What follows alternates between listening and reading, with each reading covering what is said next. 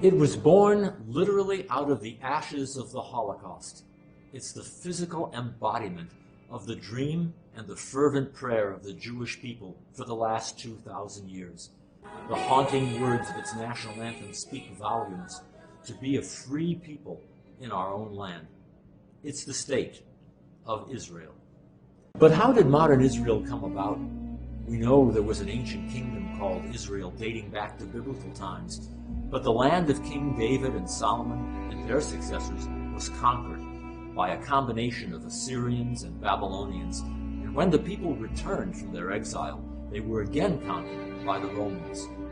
For century after century they wandered, living in Muslim lands, Christian lands, and assorted cultures worldwide. But they never stopped longing for Zion, facing Jerusalem in prayer 3 times a day.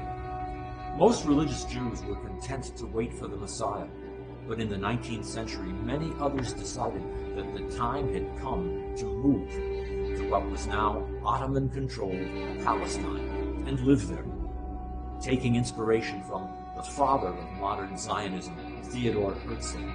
They began founding whole communities, including a new Jewish city on the Mediterranean coast called Tel Aviv. They established communal farms, each one called a kibbutz. Cypress trees were planted to drain what had been malarial swampland, and over time, the desert began to bloom. And amazingly, Hebrew was revived as a spoken language. Herzl and these new Jewish pioneers offered to buy the land from the Ottoman Turks with the aim of creating the first independent Jewish nation since antiquity, but they were turned down. After the First World War, Palestine, as it was originally called by the ancient Romans, fell under British control. In 1917, the British government released the Balfour Declaration, declaring its support for what it called a Jewish home in Palestine. It was cause for serious rejoicing, but jubilation turned to frustration in the 1930s when Britain released a series of white papers clamping down on Jewish immigration to the region. The White Paper of 1939 virtually choked it off. The timing couldn't have been worse, since Hitler and the Nazis had risen to power in Germany. The Jews of Palestine adopted the bold tactics of smuggling in as many Jews as possible on rickety old boats, basically anything that would float, under the watchful eye of the British, and sheltering them in their communal farms, the kibbutzim. It became known in Hebrew as the Aliyah Bet, the illegal immigration. At the same time, the Jews, who called themselves Palestinians, did everything possible to aid the British in the war against the Nazis. David Ben-Gurion, who would later become Israel's first prime minister, came up with the slogan, "We shall fight the war against Hitler as if there were no white paper, and we shall fight the white paper as if there were no war." One brave young Palestinian Jewish woman named Hannah Senish joined the British Army in 1943 as a paratrooper, landing behind enemy lines. She was ultimately captured, tortured, and executed by the Hungarian police. But the poems she wrote, one of which was found in her death cell, still echo in Israel today. 1, 2, 3, 8 feet long, 2 strides across, the rest is dark. Life is a fleeting question mark. 1, 2, 3, maybe another week, or the next month may still find me here. But death, I feel, is very near. I could have been 23 next July. I gambled on what mattered most. The dice were cast. I lost.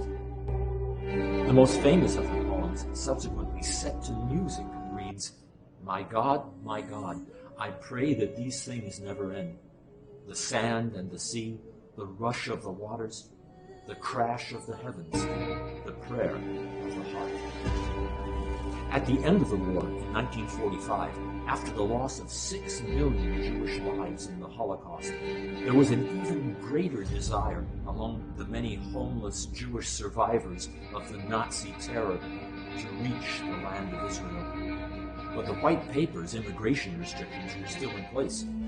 The British blockaded the shores of Palestine in order to prevent further influx of Jews, which might disrupt the delicate demographic balance with the Arab population. The clandestine immigration continued and intensified, spearheaded by the largest Jewish military organization in Palestine, known as the Haganah. As far as the Palestinian Jews were concerned, it was time for the British to leave and to fulfill the promise of the Balfour Declaration. 2 other Jewish military groups, the Irgun and the Lochamei Cherut Israel, mounted attacks against British troops and installations, forming a joint resistance movement from 1945 to 1946. An Anglo-American committee, supported by President Harry Truman, recommended the admission to Palestine of 100,000 European Jews, mostly from displaced persons camps, where they were crowded together after the war. But the British rejected the proposal. The Haganah responded by blowing up all the bridges between Palestine and adjacent states. Refugee ships laden with Jews and bound for Palestine were being apprehended by the Royal Navy, and their human cargo either returned to their port of origin or interred on the island of Cyprus. A Hebrew phrase was coined to describe bringing in the refugees by any means necessary. Afal Pichen, which roughly means by hook or by crook.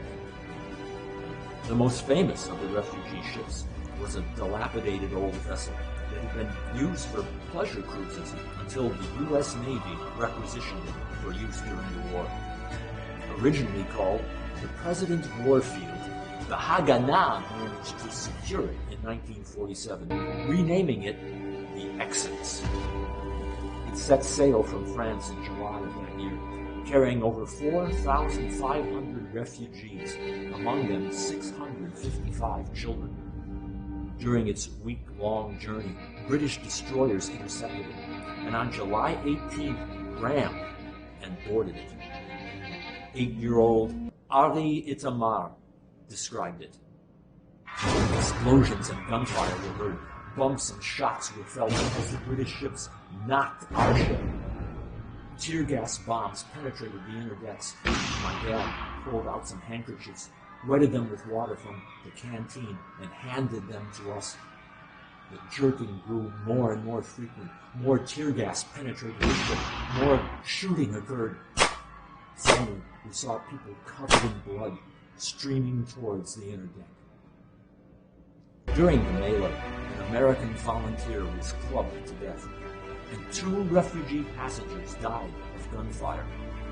Though the Exodus was tantalizingly close to the shores of Palestine, the British decided to make an example of the ill-fated voyage by sending the passengers back to France on 3 deportation vessels.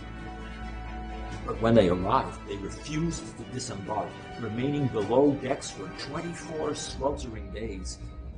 In the end, the refugees were shipped off to Hamburg, Germany, where they were sent to 2 displaced persons camps. After enduring the Holocaust, they found themselves again in camps, behind barbed wire, guarded by Germans. World opinion quickly turned against the British, who from that time on sent refugees to camps in Cyprus. Many of the original passengers on the Exodus tried again to reach Palestine. Many succeeded, while others ended up in Cyprus.